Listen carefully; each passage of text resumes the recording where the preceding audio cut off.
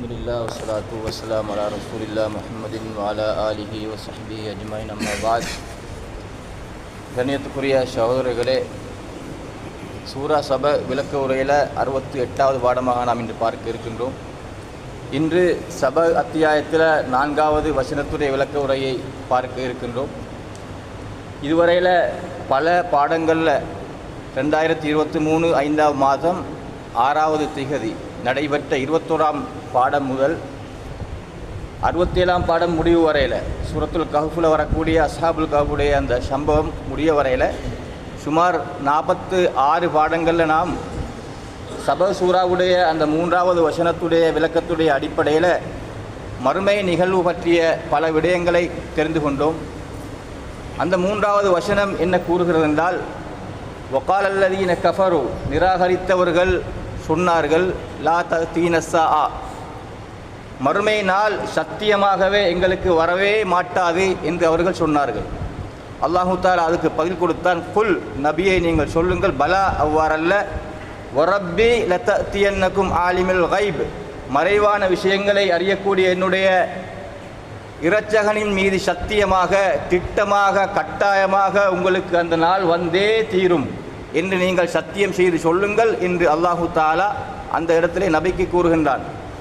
எனவே மறுமை நிகழ்வை மறுத்தவர்கள் யார், அதை ஒரு விவாதமாக அல்லாஹ்வோட ரசூலோட விவாதித்தவர்கள், அவர்கள் பல காரணிகளை எல்லாம் முன்வைத்து அந்த மறுமை நிகழ்வு நடக்க மாட்டாது என்று அவர்கள் விவாதித்தார்கள். எனவே இவைகளுக்கு அல்லாஹு தஆலா எவ்வாறு பதில் கொடுத்தான், அந்த மறுமையினால் நிகழும் என்பதை அல்லாஹ் எவ்வாறு நிரூபித்தான், அறிவு ரீதியாக, தர்க்க ரீதியாக, ஆதாரபூர்வமாக அல்லாஹு தஆலா அந்த நிகழ்வு நடைபெற்றே ஆகும் என்பதை எவ்வாறு உறுதிப்படுத்தினார் என்ற விடயங்களை எல்லாம் நாங்கள் அல் குர்ஆனுடைய பல வசனங்களின் மூலமாக பார்த்தோம். இந்த மறுமை நிகழ்வு சம்பந்தமாக இவ்வளவு விளக்கமாக நாங்கள் பார்க்க வேண்டுமா என்றால், அதை யாராலும் மறுக்கவோ அல்லது சந்தேகிக்கவோ முடியாத அளவுக்கு அல்லாஹு தஆலா அதை உண்மைப்படுத்தி நிரூபித்து திருக்குர்ஆனுடைய வசனங்களின் மூலமாக கூறியிருக்கின்றான் என்ற விடயங்களை நாங்கள் தெளிவாக விளங்கிக் கொள்வதற்காகத்தான் அந்த அளவுக்கு குர்ஆனுடைய பல பகுதிகளிலிருந்தும் அந்த வசனங்களை எடுத்து பார்த்தோம். ஏனென்றால் அல் குர்ஆனிலே மிக அதிகமாக சொல்லப்பட்டிருக்கிறது மறுமையுடைய நிகழ்வு பற்றி. மறுமையுடைய நிகழ்வு நடந்தே தீரும் என்ற விடயத்தை உறுதிப்படுத்தி அல்லாஹு தஆலா பல விடயங்களிலே கூறியிருக்கின்றான், பல வசனங்களிலே. அந்த வசனங்களை எல்லாம் நாங்கள் அதிகமாக பல பாகங்களிலிருந்தும் அந்த வசனங்களின் மூலமாக மறுமை நிகழ்வு நடைபெறும் என்ற அந்த உறுதியை நாங்கள் விளங்கிக் கொண்டோம். அந்த மறுமை நிகழ்வை உறுதியாக நம்புவது ஒவ்வொரு மனிதனுடைய கடமையாக இருக்கிறது. அது ஈமானுடைய ஒரு அம்சமாகவும் இருக்கிறது. அதே நேரத்தில் அந்த மறுமை நிகழ்வை நம்பி ஏற்றுக்கொண்டால்தான் மறுமைக்கான தயாரிப்பை செய்வதற்கு ஒரு மனிதனுடைய உள்ளம் தூண்டிக் கொண்டிருக்கும். அதை அதாவது மறுமையை அவன் ஏற்றுக்கொள்ள வேண்டும். முதல்ல மறுமை ஒன்று இருக்கிறது என்று ஏற்றுக்கொண்டால்தான் அதற்காக அவன் உலகத்துடைய வாழ்க்கையை தயார் செய்ய தொடங்குகின்றான். அது மாத்திரமல்ல, அடுத்த வசனத்திலே அடுத்தடுத்து வரக்கூடிய 4வது 5வது வசனம் இந்த சூரத்து சபாவுடைய அந்த வசனங்களை நம்புவதாக இருந்தாலும் கூட மறுமையை ஏற்றுக்கொள்ள வேண்டும். மறுமையை ஏற்றுக்கொண்டவனுக்குத்தான் அல்லாஹு தஆலா அடுத்த 2 வசனங்களிலும் வரக்கூடிய செய்திகளை கூறுகின்றான். அடுத்து வரக்கூடிய அந்த 2 வசனங்களை நாங்கள் பார்ப்போம். 4வது 5வது வசனங்கள் அல்லாஹு தஆலா கூறுகின்றான், லியஜ்ஸியல்லதீன ஆமனு, அல்லாஹ்வையும் அவனுடைய தூதர்களையும் மறுமையினாலையும் நம்ப வேண்டிய விடயங்களை எல்லாம் நம்பிக்கை கொண்டு ஈமான் கொண்டு சாலிஹான அமல்கள் செய்கின்றார்களே, அவர்களுக்கு அல்லாஹு தஆலா கூலி கொடுப்பதற்காகத்தான் இந்த மறுமை நிகழ்வை ஏற்படுத்தி வைத்திருக்கின்றான். மரணித்தவர்களை திருப்பியும் இருப்பாட்டி கேள்வி கணக்கென்று வைத்து சுவர்க்கம் நரகம் என்றெல்லாம் விசாலமான ஒரு பகுதியை அல்லாஹு தஆலா அந்த ஏற்பாடுகளை செய்து வைத்திருக்கிறான். எதற்காக தெரியுமா? இங்கே உலகத்திலே வாழ்ந்தவர்களுக்கு கூலி கொடுப்பதற்காக என்று அல்லாஹ் கூறுகின்றான். உலாயிக லஹும் மக்ஃபிரத்துன் வ ரிஸ்குன் கரீம், அவர்களுக்கு அல்லாஹ்வுடைய மன்னிப்பு இருக்கிறது, கண்ணியமான ரிஸ்க் அவர்களுக்கு இருக்கிறது என்று அல்லாஹ் கூறுகின்றான். கூறிவிட்டு அது நல்லவர்களை பற்றி, வல்லதீன ஸஅவு ஃபீ ஆயாத்தினா முஆஜிஸீன, எம்முடைய வசனங்களிலே, எம்முடைய அத்தாட்சிகளிலே, எம்முடைய விடயங்களிலே யாரெல்லாரும் எங்களை தோற்கடிக்க முயற்சி செய்கின்றார்களோ, எம்மை இயலாமலாக்க முயற்சி செய்கின்றார்களோ, உலாயிக லஹும் அதாபுன் மிர் ரிஜிஸின் அலீம், அவர்களுக்கு மிக அதாவது நோவினை தரக்கூடிய கடினமான வேதனை இருக்கிறது என்று அல்லாஹ் கூறுகின்றான். இந்த வசனத்தின் மூலமாக அல்லாஹ் தஆலா எதை உணர்த்துகின்றான் தெரியுமா? மறுமையுடைய நிகழ்வொன்று இருக்கிறது, அது எதற்காக வைக்கப்பட்டிருக்கின்றது என்ற நோக்கத்தை அவனே கூறி காட்டுகின்றான். அது நல்லவர்களுக்கு நன்மையும் கெட்டவர்களுக்கு தீமையும் கொடுப்பதற்காகத்தான் அந்த மறுமை நிகழ்வை நாங்கள் ஏற்படுத்தி வைத்திருக்கின்றோம் என்று அல்லாஹ் கூறுகின்றான். இது சம்பந்தமாக அல்லாஹு தஆலா குர்ஆனிலே நிறைய வசனங்கள்ல பல இடங்கள்ல இந்த மறுமை நிகழ்வை உண்டாக்கி வைத்திருப்பதுடைய நோக்கத்தை கூறுகின்றான். அதிலே ஒரு சில விடயங்களை மாத்திரம் நாங்கள் தொட்டு பார்ப்போம், எமக்கு உறுதியாக விளங்கிக் கொள்வதற்காக. லியஜ்ஸியல்லதீன அஸாஉ, கெடுதி செய்தார்களே, பாவம் செய்தார்களே, அவர்களுக்கு பிமா அமிலு, அவர்கள் செய்ததுக்கு ஏற்ற பிரகாரம் கூலி கொடுப்பதற்காக அந்த மறுமையுடைய நாள். வயஜ்ஸியல்லதீன அஹ்ஸனு, நன்மை செய்தார்களே அவர்களுக்கு பில் ஹுஸ்னா, அவர்களுக்கு நலவுகளை கொடுப்பதற்காக நன்மைகளை கொடுப்பதற்காக அந்த மறுமையுடைய நாள்.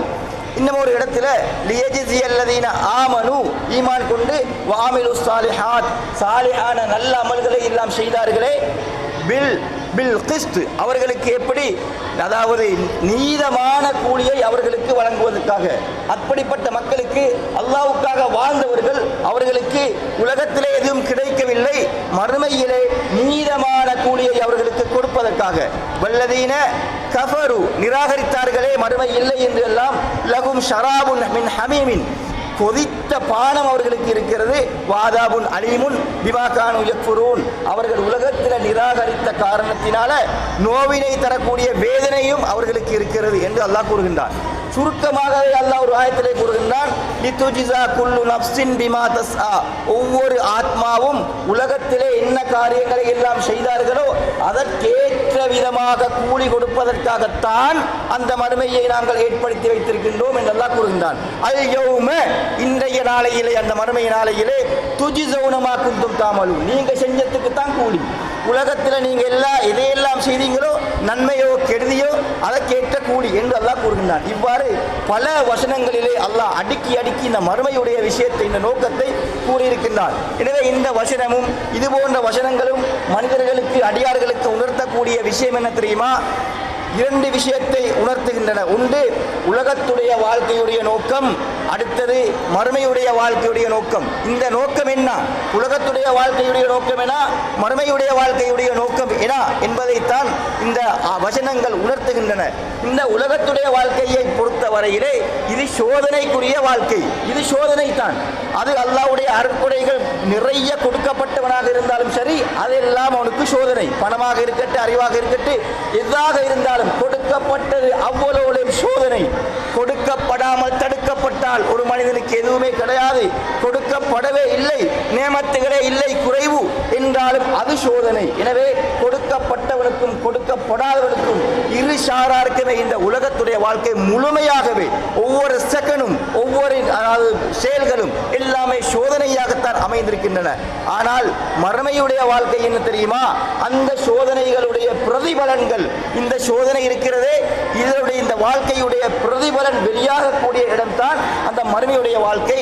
அதற்கு அல்லாஹ் தகுதிக்கேற்ப கூலியை கொடுப்பான். நலவு செய்தவர்களுக்கு நல்லது, கெடுதி செய்தவர்களுக்கு கெடுதி அல்லாஹ் கூலி கொடுப்பான். சுருக்கமாக அல்லாஹ் ஒரு வார்த்தையிலே கூறி முடிக்கின்றான், ஹலகல் மௌத்த வல் ஹயாத்த, இந்த மரணத்தையும் இந்த வாழ்க்கையையும் மறுமையுடைய உங்களுக்கு எதற்கு தெரியுமா நாங்கள் தந்து வைத்திருக்கின்றோம்? லியபுலுவக்கும் ஐயுக்கும் அஹ்ஸனு அமலா, அழகான அமல், நல்ல அமல்களை யார் அழகாக செய்கின்றார்கள் என்பதை சோதித்து பார்ப்பதற்காகத்தான் இந்த வாழ்க்கை என்று அல்லாஹு தஆலா சுருக்கமாகவே கூறிவிட்டார். எனவே உதாரணத்துக்கு பாருங்கள், ஒரு மனிதன் படிக்கின்றான், படிக்கும் காலத்திலே எவ்வளவு தடைகளை அவன் தாண்ட வேண்டும், எவ்வளவு கஷ்ட நஷ்டங்களுக்கு எல்லாம் அவன் முகம் கொடுக்க வேண்டும். எனவே அதற்கு பின்னால் பரீட்சை வருகிறது, பரீட்சைக்கு எவ்வளவு தயாராக வேண்டும், இது சோதனை. படிப்பதும் பரீட்சை எழுதுவதும் சோதனை. பட்டம் பெறுவது இருக்கிறது, அவன் அதுக்கு பின்னால் சம்பாத்தியம் செய்வது இருக்கிறது, இது அந்த சோதனையுடைய பிரதிபலனாக இருக்கிறது. பட்டம் கிடைக்கும் பொழுது இவ்வளவு காலமும் கஷ்டப்பட்டது எல்லாம் நீங்கிவிட்டது, முடிந்து விட்டது, புகழ் கிடைத்து விட்டது, பட்டம் கிடைத்து விட்டது, இனி சம்பாதிப்பதுதான். எனவே அந்த சம்பாத்தியத்தின் மூலமாக உலகத்துடைய தேவைகளை எல்லாம் அதாவது பூர்த்தி செய்து சந்தோஷமாக வாழ்கின்றான், அதை அனுபவிக்கின்றான். படித்த நேரத்திலே பரீட்சை எழுதும் பொழுது பட்ட கஷ்டத்தை அவன் அந்த பிரதிபலனை அவன் அனுபவிக்கிறான். இதே போன்றுதான் உலகத்துடைய வாழ்க்கை இருக்கிறது. இந்த பிரதிபலனை ஒரு மனிதன் அங்கு மறுமையிலே தான் அனுபவிக்க வேண்டும். நலவாக இருந்தால் நலவை அனுபவிப்பான், கெடுதியாக இருந்தால் அந்த கெடுதியான பிரதிபலனை அவன் அங்கு அனுபவிக்க நேரிடும். எனவே வாழ்க்கை என்பதே அதுதான், மறுமையுடைய வாழ்க்கை தான் வாழ்க்கை என்பது. இது வாழ்க்கை அல்ல, வாழ்க்கைக்கு தயார் செய்யும் இடம் என்பதை நிரூபித்து காட்டுகின்றான், அடியானை நிரூபிக்கின்றான். எங்கே தெரியுமா? மறுமையிலே நஷ்டவாளி என்ன தெரியுமா சொல்லுவான்? யகூலு யா லைத்தனி கத்தம்து லிஹயாத்தி, என்னுடைய வாழ்க்கைக்காக நான் முற்படுத்தி வைத்து இருக்க வேண்டுமே என்று அங்கே கைசேதப்படுவான். என்னுடைய வாழ்க்கை என்று எதை தெரியுமா சொல்கின்றான்? உலகத்துடைய வாழ்க்கையை அல்ல, மறுமையுடைய வாழ்க்கையை சொல்கின்றான். என்னுடைய வாழ்க்கைக்காக வாழ வந்த இடம் அந்த மறுமையுடைய வாழ்க்கை தான். அங்கே கைசேதத்திலே அவன் முற்படுத்தி வைத்திருக்க வேண்டுமே என்று சொல்லுவான். அந்த சொல்லுவான் என்பதற்காகத்தான் அல்லாஹ் தஆலா ஏற்கனவே சொல்லிவிட்டான். அல் குர்ஆனிலே அல்லாஹ் கூறுகின்றான், சூரத்துல் ஹஷ்ர்ல வல் தன்துர் நஃப்சுன் மா கத்தமத் லிகத், ஒவ்வொரு ஆத்மாவும் சிந்திச்சு பார்க்கட்டும் எதை நாளையுடைய நாளைக்கு முற்படுத்தி வைத்து விட்டது என்பதை ஒவ்வொரு ஆத்மாவும் சிந்திக்கட்டும். நலவை முற்படுத்தியதா கெடுதியை முற்படுத்தியதா என்று சிந்திக்கட்டும் என்று அல்லாஹ் கைசேதப்பட்டவன் சொல்லுவான். அதுக்கு முன்னால் உலகத்திலே சிந்தித்து செயல்படு என்று அல்லாஹ் இங்கே வழிகாட்டி விட்டான். மதிப்புக்குரிய சகோதரர்களே, எனவே மறுமையுடைய ஒரு நிகழ்வு அவசியம் தானா, தேவைதானா? மறுமை என்று ஒன்று தேவைதானா, அது கட்டாயம் தானா? அதை நம்புவதால் உலகத்திலே உள்ளவர்களுக்கு என்ன லாபம், என்ன பிரயோஜனம் கிடைக்க போகிறது என்றால் மறுமையுடைய நிகழ்வு கட்டாயமாக தேவையே தான். ஏன் தெரியுமா? உலகத்தை ஒரு சாரார் அனுபவிக்கின்றார்கள். உலகத்திலே படைக்கப்பட்ட அடியார்களிலே ஒரு சாரார் உலகத்தை அனுபவிக்கின்றார்கள். அவர்களுக்கு எந்த தடையும் கிடையாது, எல்லாமே அனுபவித்து முடிக்கின்றார்கள். அவர்களுடைய ஆட்சி, அவருடைய அதிகாரம், நாங்கள் எந்த அநியாயத்தை செய்தாலும் மற்றவர்கள் அதற்கு அடிபணிந்துதான் ஆக வேண்டும், கீழ்படிந்துதான் ஆக வேண்டும், எங்களுடைய காலுக்கு கீழால் தான் இந்த சமூகம் இருக்க வேண்டும் என்றெல்லாம் ஆடம்பரமாக உலகத்தை அனுபவிக்கின்றார்கள். ஒரு கூட்டத்தை பார்த்தால் எதுவுமே கிடையாது. அநியாயம் செய்யப்பட்டு, ஒதுக்கப்பட்டு, அடிக்கப்பட்டு, நெசிக்கப்பட்டு, வறுமையிலே, கஷ்டத்திலே இப்படி ஒரு கூட்டம் உலகத்திலே இருக்கிறார்கள். எனவே இவர்களுக்கு அங்கே சரியான நீதி வழங்கப்பட வேண்டும். அல்லாஹ் கூறுகின்றான், உலகத்தை கொடுத்துவிட்டு அடியானை நீ இதை செய்யாது என்றால் அந்த மூமினான அடியான்கள் நல்லதை கூட விட்டு விடுகின்றார்கள் அல்லாஹ்வுக்காக. எனவே அனுபவிக்காமல் விட்டார்களே துனியாவிலே, அந்த மறுமையிலே அல்லாஹ் தஆலா அதுக்கு பிரதிபலன் கொடுக்கத்தான் வேண்டும். எனவே அந்த மறுமையுடைய வாழ்க்கை கட்டாயமாக நீதி நியாயத்துக்காக ஒரு வாழ்க்கை தேவையே தான் என்பதை அடியார்கள் அங்கே தான் விளங்கிக் கொள்வார்கள். இங்கே அல்ல, இங்கே விளங்க மாட்டாது. உலகத்துடைய போதை, அதிகாரம், அவனுடைய செல்வாக்கு, செல்வம் அவனை மறக்கடிக்க வைக்கும். மறுமையிலே தான் அங்கே ஒன்றொன்றையும் அவன் உணரக்கூடியவனாக இருக்கின்றான். எனவே மூமின்களை பொறுத்தவரையில இந்த மறுமை என்று சொல்லும் பொழுதே, அதாவது மூமின்களுக்கு மன ஆறுதல், மறுமையை நினைக்கும் பொழுது மூமின்களுக்கு மன ஆறுதலை கொடுக்கும். அது மறுமையை தயார் செய்வதற்காக தூண்டக்கூடியதாக இருக்கும். காவிர்கள், பாவிகள், அநியாயக்காரர்களுக்கு மறுமை என்று சொல்லும் பொழுதே ஒரு எச்சரிக்கை, ஒரு பயம் அவர்களை கீழ்படிய வைத்துவிடும், அவர்களை நடுங்க வைத்துவிடும், அவர்களை திருப்பி அல்லாஹ்வின் பக்கமாக திசை திருப்புவதற்காக உள்ளத்தை தட்டி கொண்டே இருக்கக்கூடிய ஒன்றுதான் இந்த மறுமையுடைய நிகழ்வு என்பதை நாங்கள் ஞாபகத்தில் வைத்துக் கொள்ள வேண்டும். ஒரு மனிதன் ஈமானை ஏற்றுக்கொள்கின்றான், முழு சமூகமும் அல்லாஹ்வை நிராகரிக்கக்கூடிய நேரத்திலே அவன் ஈமானை ஏற்றுக்கொள்கின்றான், கொள்கையை ஏற்றுக்கொண்டான். இது தான் தௌஹீதுடைய கொள்கை. முழு சமூகமும் ஆடம்பரமாக எதையோ சாப்பிட்டுக் கொண்டு குடித்துக் கொண்டு குதூகலமாக மார்க்கம் இதுதான் என்று, இபாதத் இதுதான் என்று எதையோ பிறையொன்றை அடித்துக் கொண்டிருக்கக்கூடிய நேரத்திலே எல்லாத்தையும் ஒதுக்கி எதிர்த்து விட்டு தௌஹீது இதுதான் உண்மையான கொள்கை, அல்லாஹ்வுக்காக சிறுக்கு வைக்க கூடாது, பித்ஆக்கள் செய்யக்கூடாது, இதுதான் உண்மையான கொள்கை என்ற ஒரு மனிதன் கொள்கையிலே இருக்கும் பொழுது அவனை எத்தனையோ விதமான ஆபத்துகள், நெருக்கடிகள், தடைகள் வந்து கொண்டிருக்கக்கூடிய நேரத்திலே சைத்தானுடைய உணர்வு அவனுடைய உள்ள உள்ளத்திலே வரும். என்ன தெரியுமா? எல்லாம் தூக்கி வீசிட்டு எல்லாரையும் மாதிரி நானும் உலகத்தை அனுபவிச்சா என்னாண்டு சொல்லி உள்ளத்தில் வருமே. அந்த நேரத்தில் அவனுக்கு என்ன தெரியுமா வருகிறது? ஆகிரா வருகிறது, மறுமை வருகிறது. இந்த ஈமானுக்குத்தானே பொறுமதி, ஈமானுக்குத்தானே பொறுமதி. உலகமே பொறுமதி கிடையாது. லா இலாஹ இல்லல்லாஹ் என்ற இந்த கலிமாவுக்கு முன்னால் இந்த உலகமே பொறுமதியற்றது. எனவே விடமாட்டேன், கொள்கையை விடமாட்டேன், ஈமானை விடமாட்டேன். மறுமைக்காகவே நான் தயார் செய்வதற்காக ஸ்திரமாக உறுதியாக கொள்கையிலே இருப்பேன் என்று அந்த ஆறுதலை கொடுக்கக்கூடியது இந்த மறுமையுடைய வாழ்க்கை இருக்கிறது. அங்கே போய்த்து சேர வேண்டும் என்பதுதான். அதே போன்று மனிதனை பாருங்கள், வணக்க வழிபாடுகளிலே எவ்வளவு கஷ்டப்படுகிறான். கஷ்டப்பட்டு அந்த வணக்கங்களை செய்கின்றான். எப்படியோ எவ்வளவோ கஷ்டப்பட்டு அதாவது உள்ளத்தை அவன் திடகாத்திரப்படுத்திக் கொண்டு அந்த இபாதத்துகளிலே வணக்க வழிபாடுகளிலே அவன் ஈடுபட்டுக் கொண்டிருக்கக்கூடிய நேரத்திலே ஷைத்தானுடைய சூழ்ச்சிகள் அவன் தூக்கி வீசி போட்டு என்ன நடக்க போகுது, உனக்கு என்ன கிடைக்க போகுது, இதால எத்தனை பேர் செஞ்சாங்க, இப்படி கிடைச்சிதா, துனியால வாழ்ந்தாங்களா, நல்லா வாழ்ந்தாங்களா, இப்படி எல்லாம் என்ன வந்து கொண்டிருக்கக்கூடிய நேரத்தில் அவன் நினைக்கிறான் தெரியுமா? மறுமையுடைய வாழ்க்கை இருக்கிறது, அங்கே தான் இதை பிரயோஜனம் செய்யும். இங்கே அல்ல, இங்கே இல்லாம போனாலும் எது மறுமையுடைய வாழ்க்கை. ரக்அத்துல் ஃபஜ்ர் கைரும் மினத் துன்யா வ மா ஃபீஹா. சுபஹுக்கு முன்னால் தொழக்கூடிய 2 ரக்காத்து சுன்னத்தான தொழுகைகள். இந்த உலகம் கிடைப்பதை அத்தனையும் கிடைப்பதை விட மேல் என்ற கூடிய அந்த எண்ணம் உள்ளத்திலே வருகிறது. மறுமைக்காக தயார் செய்ய வேண்டும், மறுமைதான் எனக்கு தேவை, உலகமே அல்ல என்ற வணக்கத்திலே அவ்வாறு தஸ்லியா அந்த உள்ளத்துக்கு ஒரு ஆறுதலை மறுமை கொடுக்கும். ஜிஹாதுக்கு போறான், எல்லாத்தையும் விட்டுட்டு மனைவி முன்னுக்கு வந்து நிற்பாள், அதாவது பிள்ளைகள் எல்லாரும் வந்து நிற்பார்கள், சொத்துக்கள் உலகம் எல்லாம் வந்து நிற்கக்கூடிய நேரத்திலே முன்னுக்கு இந்த நேரத்திலே ஷைத்தான் உஷலாட்டத்தை ஏற்படுத்துவான். இல்லை, கிடையாது, எல்லாம் தட்டிவிட்டு வாளை ஏந்தி கழுத்து போக வேண்டும். இந்த இடத்திலே நான் ஷஹீதாக்கப்பட வேண்டும், சுவர்க்கம் எனக்கு தயாராக வேண்டும், மறுமையிலே சுவர்க்கத்தை பெற வேண்டும், இது வாழ்க்கை கிடையாது என்று அவனை உற்சாகப்படுத்தி அவனை ஆறுதல் படுத்தி அனுப்பக்கூடியது அந்த மறுமையுடைய வாழ்க்கை தான். மார்க்க பிரச்சாரம் செய்கின்றான் ஒரு மனிதன். படிப்பது, இல்மை தேடுவது என்பது எத்தனை வருடங்கள், எவ்வளவு கஷ்டம், அதை ஆய்வு செய்வது என்பது எவ்வளவு கஷ்டம், அதை குர்ஆனை ஹதீஸை விளங்குவது என்பது சரியாக நேராக அதை விளங்க முயற்சிப்பது என்பது எவ்வளவு கஷ்டம், அதை பிரச்சாரம் செய்யும் பொழுது எவ்வளவு எதிர்ப்புகள், தடைகள் வரும் பொழுது எல்லாம் விட்டு ஓட மாட்டான். இல்லை, அல்லாஹ்வுக்காக லில்லாஹ் என்று நிற்பேன். ஏன் தெரியுமா? இந்த பிரச்சாரத்துக்காகத்தான், இந்த கல்விக்காக, இந்த அறிவுக்காகத்தான் அல்லாஹ் மறுமையிலே பெரும் அந்தஸ்துகளை அல்லாஹ் வைத்திருக்கின்றான் என்று அவனுக்கு அது ஆறுதல் கூறும். தர்மம் செய்கின்றான், கஷ்டப்பட்டு அவன் தேடி சொத்தை சேர்க்கின்றான். ஒரு நிமிடத்திலே, ஒரு நாளையிலே, ஒரு மாதத்திலே, அதாவது ஒரு வருஷத்திலே என்னல்ல பல வருடங்கள் சம்பாதித்ததை ஒரு சின்ன குறிப்பிட்ட நேரத்திலே சதக்கா கொடுத்து போட வேண்டுமா? யாருக்கு கொடுக்க? உரிமையான என்னுடைய சொத்து, இவ்வளவு கஷ்டப்பட்டு நான் சம்பாதிச்ச சொத்தை சதக்கா கொடுக்கவா? யாருக்கு கொடுக்க? இந்த சொத்தை கொடுக்கலுமா? இவ்வளவு கஷ்டப்பட்டு சம்பாதிச்ச கொடுக்கலுமா என்றெல்லாம் சைத்தான் வரும் பொழுது ஒரு தள்ளு சைத்தானை தள்ளிட்டு சதக்கா கொடுக்கின்றான்.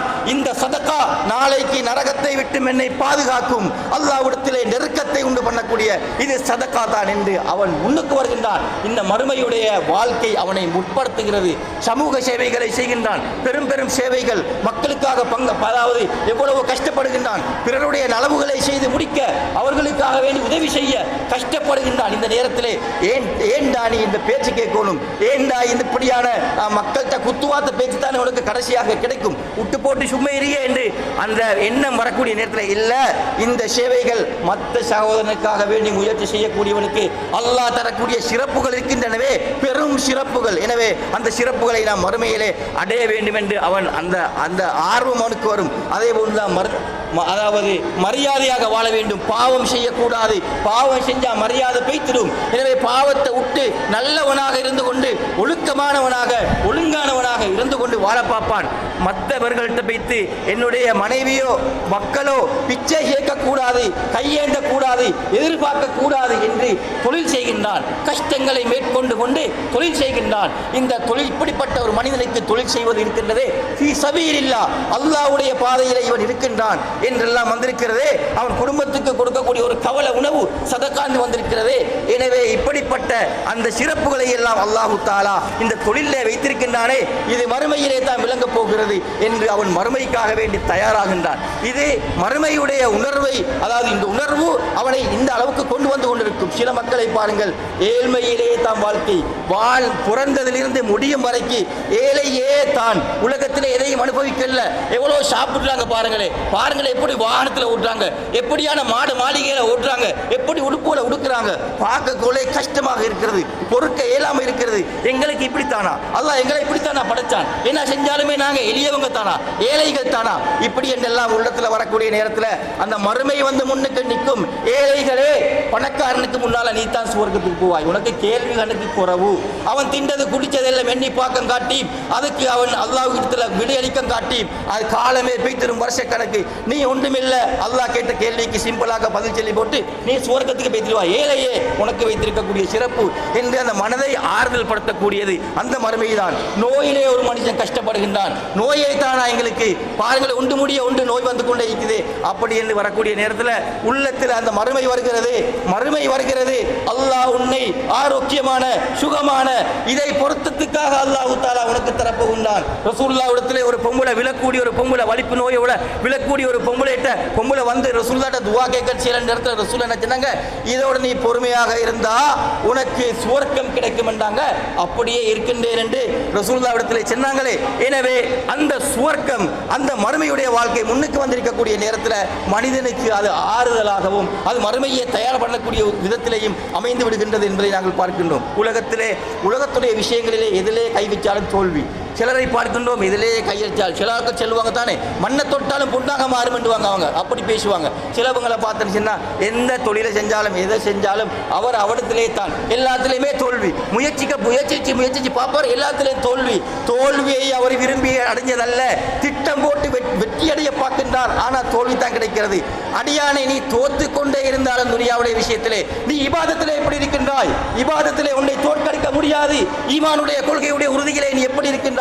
உன்னை உசுப்ப முடியாது, அசைக்க முடியாது. அப்படிப்பட்ட ஒரு வீரனாக நீ கொள்கையிலே இருக்கின்றாயா? உனக்குத்தான் சுவர்க்கம், உனக்குத்தான் மறுமையுடைய வெற்றி. அங்கே வெற்றி தான், தோல்வி கிடையாது என்று அந்த மனிதனுக்கு அந்த ஆறுதல் கொடுக்கக்கூடியது எது தெரியுமா? இந்த உலகத்துடைய இந்த மறுமையுடைய அந்த எண்ணம் தான், மறுமையுடைய நிகழ்வு தான். அதே போன்று நாங்கள் பார்க்கணும் சிலரை, அதாவது திறமை இல்லை, அவருடைய இயற்கையுடைய வாழ்க்கை. சிலருக்கு இயற்கையிலே பல திறமைகள் வரும். எனவே அந்த திறமைகளின் மூலமாக மக்கள் அவர்களை புகழ்வார்கள், மதிப்பார்கள், அவருக்கு பெரிய அந்தஸ்து, அது உலகத்துடைய ரீதியிலாக வரும். அதே போல் சிலர்களை பார்த்தால் அவங்களுக்கு எந்த திறமையும் கிடையாது, அவங்களுக்கு ஒன்றுமே இல்லை, இனி மதிப்பும் இல்லை, மரியாதையும் இல்லை, கணக்கும் இல்லை. சமூகம் அவங்களை கணக்கெடுக்க மாட்டோம், எந்த திறமைகளும் அவங்களுக்கு காட்டத்துக்கு இல்லை. ஆனால் இபாதத்தில் அல்லாஹ்வை வணங்குவதில் அவர்கள் அந்த கொள்கையில் உறுதியானவர்களாக, அதைத்தான் அல்லாஹ் பார்க்கின்றான். மறுமையிலே அவங்க உசக்கிப்பாங்க. இங்க மதிப்போட புகழுக்கிடையில 40 பேர் வந்து கெட்டி அணைச்சாங்களே, இவங்க எல்லாரும் எங்க பாப்பாங்க தெரியுமா? இந்த மனிதனை யாரும் கணக்கெடுக்கல, இவர் எங்கிருக்கிறார் தெரியுமா? நட்சத்திரங்களை பார்ப்பது போன்று உயரத்திலே இவர் இருப்பார் என்பதை ஹதீஸ்களை பிரட்டி பாருங்கள், குர்ஆனை அலசி பாருங்கள். இதுதான் எங்களுக்கு கண்ணு முன்னுக்கு வந்து கொண்டிருக்கிறது. சில ஆட்களுக்கு பிரச்சனையே பிரச்சனை, முடிய பிரச்சனை. என்னடா பிரச்சனை தானா, முடிவொன்று இல்லையாண்டா? பொறுமையோட இருங்கோ. அந்த தஸ்லியா மறுமையுடைய வாழ்க்கை ஞாபகம் வரும் பொழுது எந்த பிரச்சனையும் வரட்டு, எதுக்கும் நாம் முகம் கொடுக்க தயார். ஆனா ஈமானோட இபாதத்தோட இருப்பேன். அநியாயம் செய்யப்படுது, சில ஆட்களை கேவலப்படுத்தி, பிரகாசப்படுத்தி, மானபங்கப்படுத்தி, அவங்களோட சொத்துக்களை அபகரித்து, அவங்களை கொடுமைப்படுத்தி, நெசுக்கி, அவங்களோட உரிமைகள் எல்லாம் பறித்து, இப்படி அநியாயப்பட்ட ஒரு கூட்டம் உண்டு உலகத்தில் கண்டு கொண்டு தான் நிற்கும். இவங்களுக்கெல்லாம் ஆறுதல் வருவீங்க தெரியுமா? செய்யுங்கோ, வேண்டிய அநியாயத்தை செய்யுங்கோ. அல்லாஹ்வுக்கு முன்னிலையில எந்த நீதிபதியும் வந்து பேச இயலாது, அவன் மட்டும்தான் விசாரிக்கக்கூடிய ஒரு நாளைக்குது. அங்க எல்லா சிறுகளும், எல்லா ரகசியங்களும், மறைத்தவைகள், திட்டம் போட்டவைகள், அநியாயம் செஞ்சது அவ்வளவும் அங்க முன்னுக்கு வந்து நிற்கும் என்ற தைரியம் ஒரு மூமினுக்கு வந்தே தீரும். அவன் அப்படித்தான் அசையாதவனாக இருப்பான். எனவே பாவிகளை பொறுத்தவரையில், அவங்களுக்கு அநியாயக்காரர்களை பொறுத்தவரையில் மறுமையுடைய நிகழ்வு ஒரு எச்சரிக்கையாக, ஒரு பயமுறுத்ததாக, நிம்மதியே இல்லை. எந்த நேரத்திலே மறுமை வந்துடுமோ, என்ன நடக்குமோ, மௌத்தான போற இந்த வாழ்க்கை நான் என்ன பதில் சொல்ல, இப்படி பயமுறுத்தி கொண்டு தான் அந்த வாழ்க்கை இருக்கும் சகோதரர்களே. எனவே முஃமின்களுக்கு அது ஆறுதலாகவும், அதாவது பாவிகளுக்கு அதை எச்சரிக்கை செய்யக்கூடியதாக இருக்கும். கடைசியாக சொல்லி முடிக்கின்றேன், எல்லாத்தையுமே உள்ளடக்கி அல்லாஹ் ஒரு வசனத்திலே கூறுகின்றாங்க தெரியுமா? வலா தஹ்சபன்னல்லாஹ காஃபிலன் அம்மா யாமலுல் ஸாலிமூன். அல்லாஹ் ரசூலை பார்த்து சொல்றாரு, ரசூலை நபியே, இந்த அநியாயக்காரர்கள் எல்லாம் செய்தாங்களே அநியாயங்கள், எவ்வளவு அநியாயங்கள் செய்தாங்க. பார்க்கலா, பொறுக்கேலா, கேட்கலா, செஞ்சு கொண்டிருக்கிறாங்களே. நீங்க நினைக்கியா இவங்க எல்லாரும் இந்த அநியாயம் எல்லாம் செய்ததை பார்த்து கொண்டு அல்லாஹ் பராமுகமாக அலட்சியமாக கணக்கெடுக்காம ஒன்றும் தெரியாதவனா அழிக்கிறான்னு நினைச்சு கொண்டிருக்கிறீங்களா? அப்படி நினைக்கல, அப்படி அல்லாஹ் அழிக்கல. அல்லாஹ் எப்படி தெரியுமா அழிக்கிறான்? அல்லாஹ் அழிக்க வேண்டிய முறையில் சரியாக அழிக்கிறான்.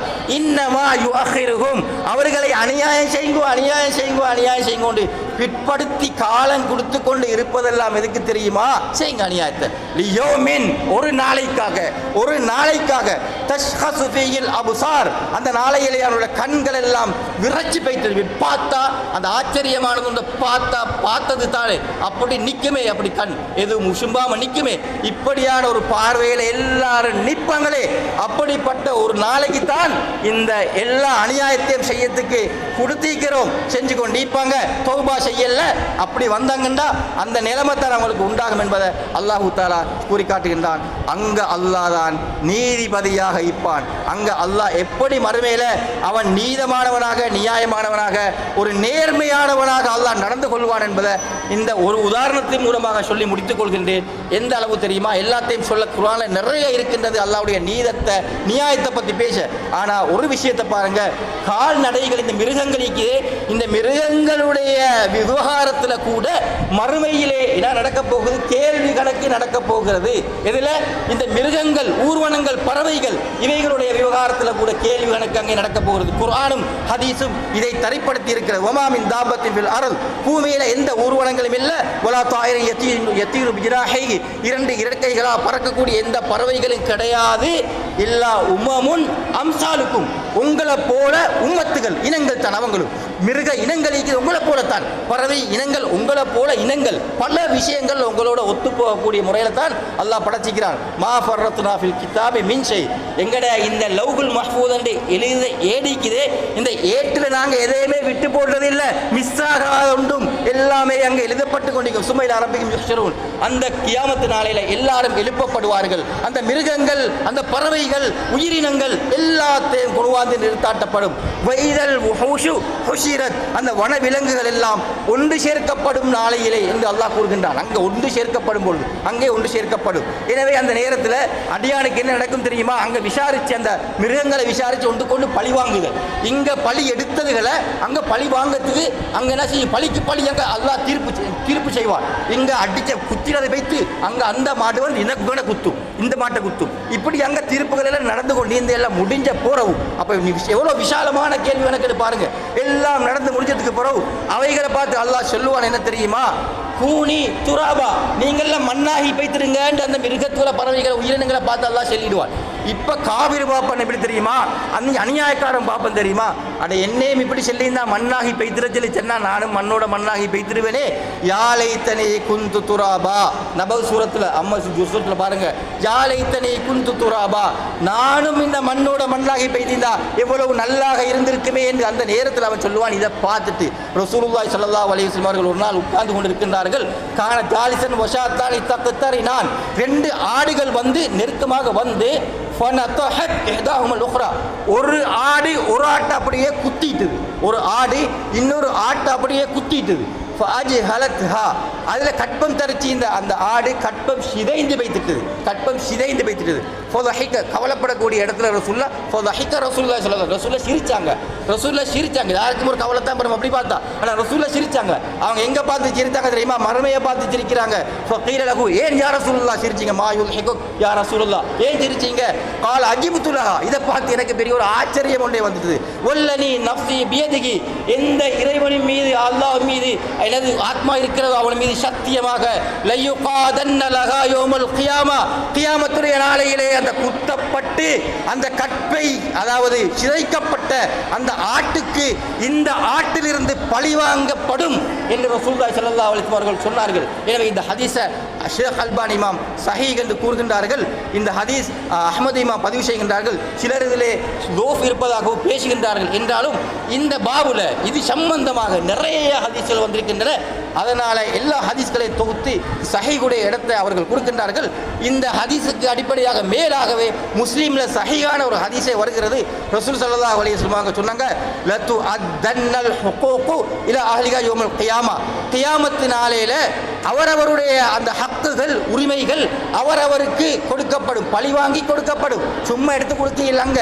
இங்கே தானே எல்லா கூத்தையும் போட்டு பறிச்சு கிரிச்சு அடிச்சு மிதிச்சு மானத்தை போக்கி எல்லாத்தையும் செஞ்சு போட்டு அங்கே போய்த்து நிற்பாங்க. அங்கே சர்டிஃபிகேட் கொடுக்குற மாதிரி ரெஸ்பெக்டாக கொடுக்கல, பழிவாங்கப்படும்.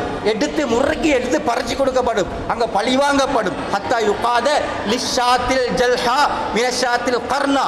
கொம்புள்ள ஒரு ஆடு கொம்பில்லாத ஒரு ஆட்டை, கொம்பில்லாத ஒரு ஆடு பாவம் தானே உலகத்தில். கொம்பி இருந்தால் பாவை ஃபைட் பண்ணுவோம், நீ நானும் ஃபைட் பண்ணுவோம் சொல்லி அப்படி ஃபைட் பண்ணியிருந்தானே. அமெரிக்கா இஸ்ரேலும் சேர்ந்து அந்த பலஸ்தீனி அடித்தா, அமெரிக்காவும் இஸ்ரேலும் சேர்ந்து அந்த பலஸ்தீனி அடித்தா பாவம் தானே. கொம்புள்ள மாடு கொம்பில்லாத மாட்டை குத்தி கொண்டு தான் நிற்குது. அப்படி என்ன வாங்கலை நீங்கள் ஜெர்மனோட அந்த ரஷ்யாவோட 4 நாட்டை தேடுங்களே, அப்படி நீங்கள் வாங்கலை, கொம்போட வாங்கலை, நாங்கள் ஃபைட் பண்ணுவோம் நின்று அப்படி நிற்பாங்களா? நிற்க மாட்டாங்க தானே. அந்த கொம்பில்லாத மாட்டை தானே குத்தி கொண்டு நிற்கிறாங்க.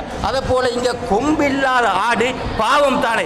அந்த கொம்பில்லாத ஆட்டை கொம்பு உள்ள ஆடு என்ன செய்து தெரியுமா? இங்கே குத்துது. அப்போ அநியாயம் செய்யுது. உன் அதிகாரத்தை பிரயோகிச்சு உனக்கு தந்த ஒரு சிறப்பணி பிரயோகிச்சு அல்ல உனக்கு கொம்பை தந்தான். கொம்பு அந்த அதை பிரயோகிச்சு இந்த கொம்பு நான் கொடுக்காத இந்த ஆட்டை குத்தி அநியாயம் செஞ்சாய்த்தானே. அங்கே அதுக்கு என்ன செய்யப்படும்? அங்கே கொம்பை கொடுக்கப்படும். அந்த ஆட்டுக்கு கொம்பு கொடுத்து இந்த ஆட்டுக்கு கொம்பை இல்லாமக்கி அதே ஒரு சொட்டை கூட அங்கே வைத்து அதே ஒரு சொட் உலகத்திலே மேலும் ஒரு சொட் கொடுக்க அனுமதி குர்ஆன் லைக்கி, அது வேறு விஷயம், மன்னிக்கிறது நல்லம். ஆனால் அங்கே அல்லாஹ் என்ன செய்வான் தெரியுமா? அங்கே அப்படி அல்லாட நீதமான ஆட்சி இந்த கொம்பை எடுத்துக்கொண்டு போய்த்து அப்படியே ஒரு குத்து, அதே ஒரு சொட் கொடுக்கும். அங்கே அதே ஒரு குத்தி அங்கே இப்படித்தான் அந்த பழிவாங்கல் மிருகங்களுக்கு மத்தியில் நடக்குமெண்டா இந்த ஹதீஸை வச்சு இது அவைகளுக்கு என்ன இல்லை, சுரக்க நரகம் இல்லை, தக்லீஃப் இல்லை, உலகத்தில் இப்படித்தான் வாழணும் சட்டத்திட்டம் மிருகத்துக்கு இல்லை, உருவனங்களுக்கு இல்லை. ரசூல்லா ஏன் தெரியுமா இதை சொல்லி காட்டுறாங்க? இந்த மிருகங்களுக்கே அல்லாஹு தாலா இப்படி வச்சிக்கிறாரண்டா. அடியார்களே, இந்த ஹதீஸை படிச்சுட்டு சிந்திச்சு பாருங்க. ஒரு அடியானுக்கு எப்படி இந்த வேலைகளை திட்டம் போட்டு நினைச்சு ரகசிய திட்டங்கள் எல்லாம் செஞ்சு அநியாயங்கள் செய்யக்கூட அல்லாஹ்வுக்கு முன்னால் அந்த பயம், இந்த ஹதீஸை படித்தா அந்த பயம் வரும். நிதானமாக அல்லாஹ் பயந்து ஒல் தந்தூர் நப்சுமா கத்தமத்தில் ஏகாது, மறுமைக்காக நீங்கள் முற்படுத்தி வைக்க போகிறது எது என்றதை சிந்திச்சு வாழ்ந்து கொள்ளும் கொண்டு தான் இந்த புத்திமதிகள். எனவே அல்லாஹ் சுப்ஹானஹு வ தஆலா கொஞ்சம் நேரம் பேசி மன்னிச்சுக்கோங்க. எங்களுக்கு நேரான பாதையில் இஸ்திகாமத்தாக இருந்து இபாதத்துகளோடு இருந்து அவனை திருப்திப்படுத்தி அவனும் எங்களை திருப்திப்படுத்தின நிலையில் எங்களை ரூகுகள் வாங்கப்படுவதற்கு அல்லாஹ் தௌஃபீக் செய்வானாக. சுப்ஹானக அல்லாஹும்ம வ பிஹம்திக.